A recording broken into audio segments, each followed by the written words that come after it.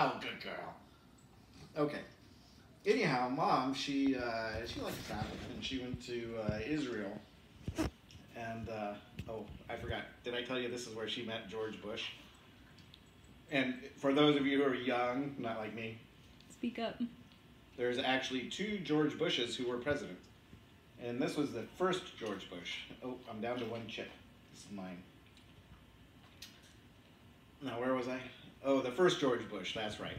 So, President George W. Bush happened to be in Israel at the same time as Mom. And Mom, she was walking down the, we'll call it the alleyway or whatever, and she set down her backpack, which is apparently a bad thing in Israel because there's so many bombings and Okay, I'll give you the last one. Here you go, sweetie pie. Oh, sorry, it's mine.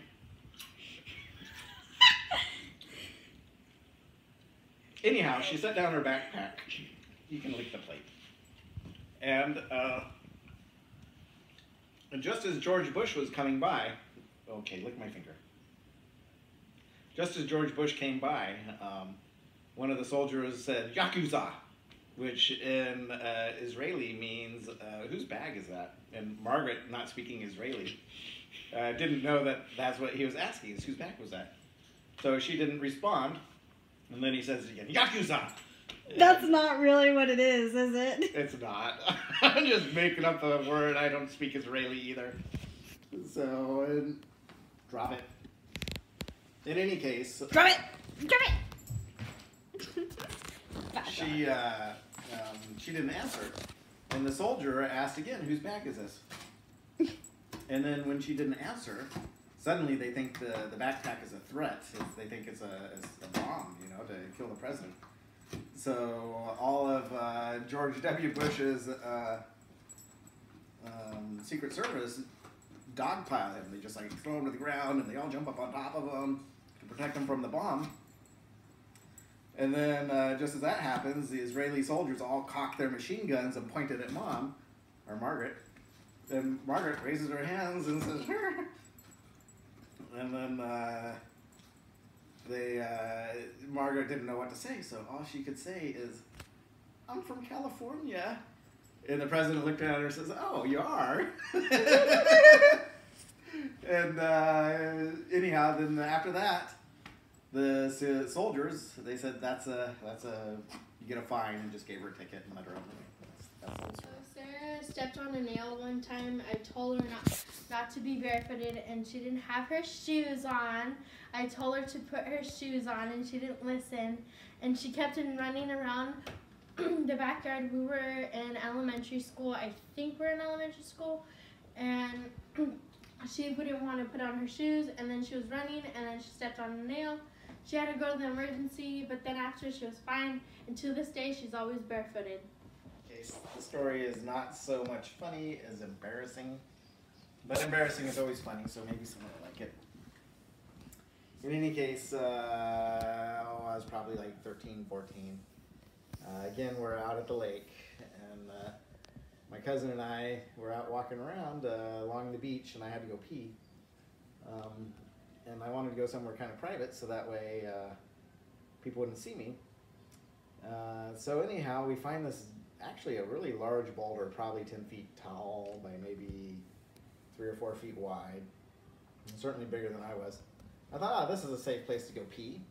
So I go over there, and anyhow, I ends up I was wearing a swimsuit, so I pull my swimsuit down and I start peeing, and then my cousin points out, oh, there's a camp right over there, they can see you.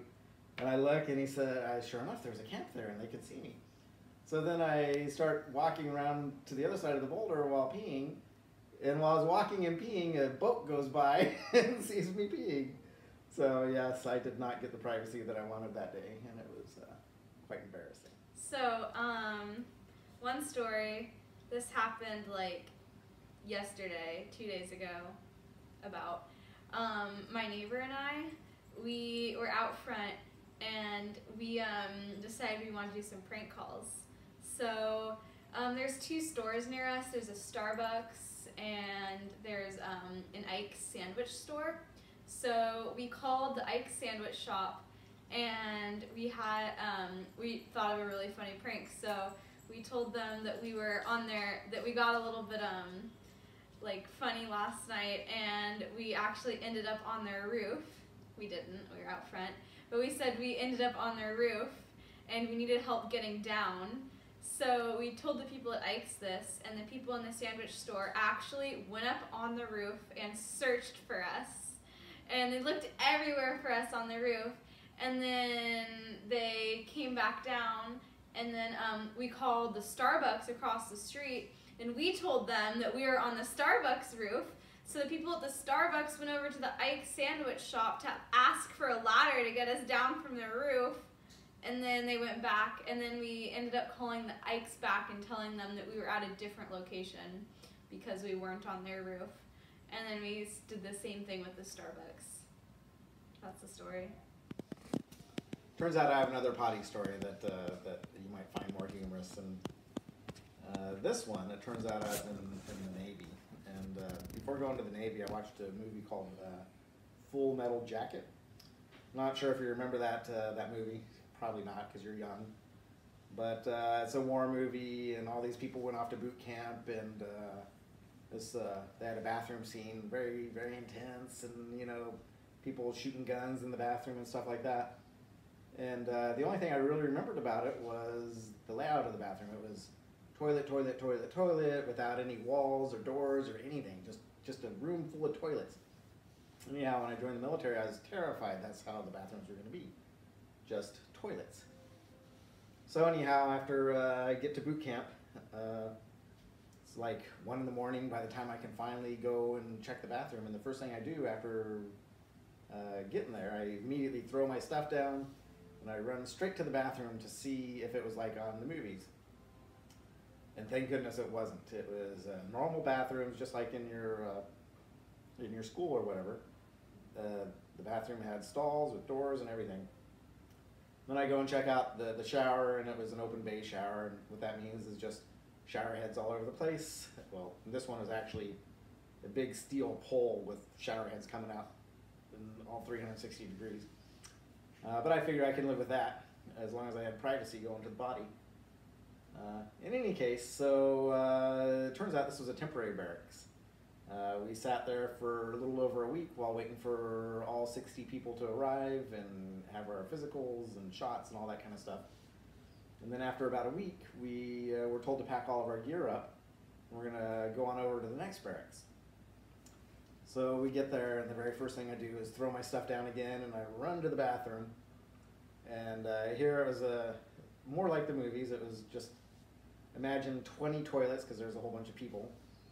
And the toilets, they all had walls in between them, but no doors. So in any case, disappointed, I go and look at the shower, and it was the same, you know, just a pole in the middle with shower heads coming out all around it. So not quite my worst nightmare, because at least we had walls in between the doors, or in between the toilets, but no doors.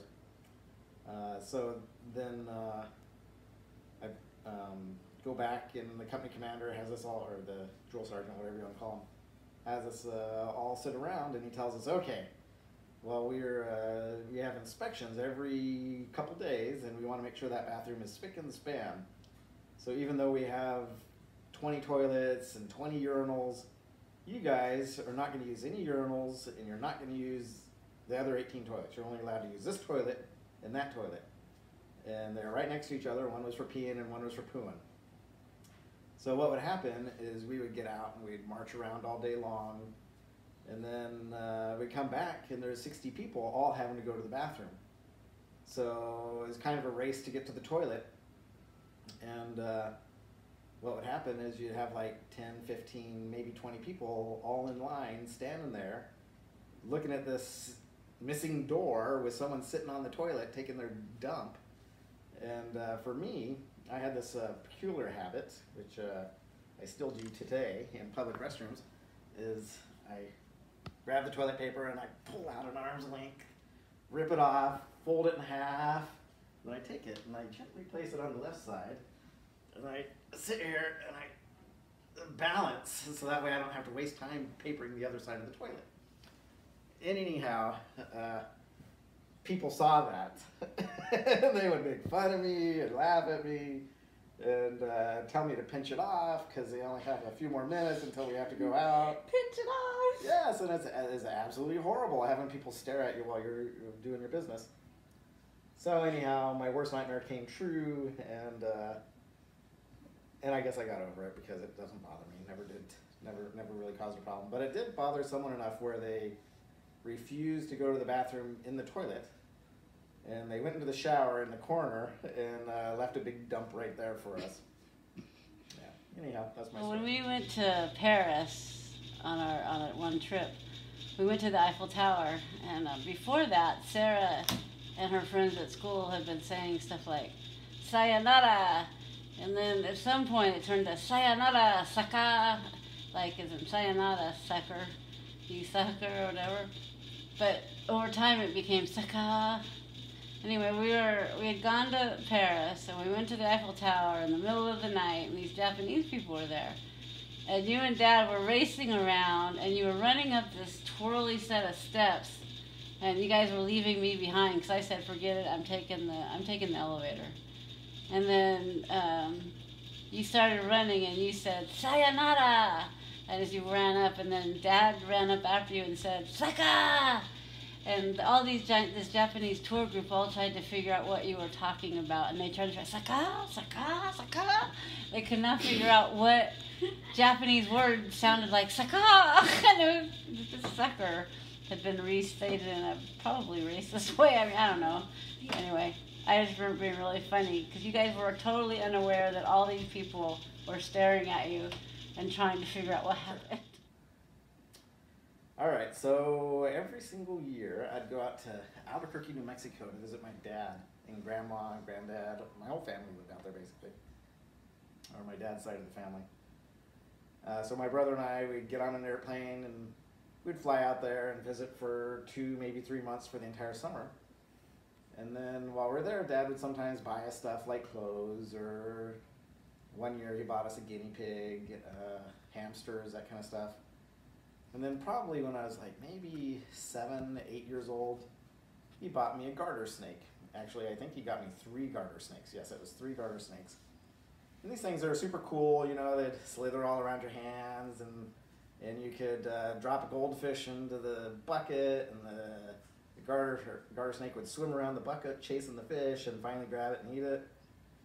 And anyhow, after our 2 or 3 months there in Albuquerque, it's time for us to go back to California where we live. And we stopped by the pet store and got a box. You know, just one of the boxes that you take your pet home with you. And it had these nice big breathable holes and everything for the snakes. And the airplane flight from Albuquerque to where we lived was probably 3.5, 4 hours long, something like that. And so I took the snakes in the box and I just set them down on the floor of the airplane. And I didn't think about them again for the whole time. Anyhow, we landed and I start getting up to gather my stuff. I reach down and I see my snakes slithering away. So I lunged for them and I could only grab one of the 3 snakes. And the other 2 just slithered off, and so did I. So, I do horseback riding, and this one time, my horseback riding teacher wanted me to come to like a group meeting because she wanted me to be on her like show team, her like champion team. So I was gonna join her team, but it seemed like really stressful and not super fun. And I didn't want to tell her that I didn't want to join it because it seemed really stressful. So I ended up telling her that I couldn't come to a meeting because I had to go to my neighbor's dog's birthday party. It wasn't my neighbor's dog's birthday. But I ended up feeling really, really guilty about lying to her about this birthday party. And I really wanted to I just felt really bad about it. So I went home and I actually ended up planning a birthday party for this dog. So the week of the event that I was supposed to go to for like the meeting, I ended up actually inviting around 30 people to this not your birthday party. And so my neighbor and I, we go to a store and we buy a not your birthday cake. It says that on the cake, happy not your birthday. and we get balloons and cake and presents and wrap them for Dookie, her dog. So, like, we invite everybody to this party, and we all sing the dog happy birthday. And about, like, maybe 10, 15 people showed up to the party. And I ended up telling my horseback riding teacher the actual reason I couldn't come, that I lied to her, but she thought it was really funny that I actually went and threw the dog a birthday party and not your birthday. That's the story. Knock, knock. Who's there? You don't remember me. Bye. What?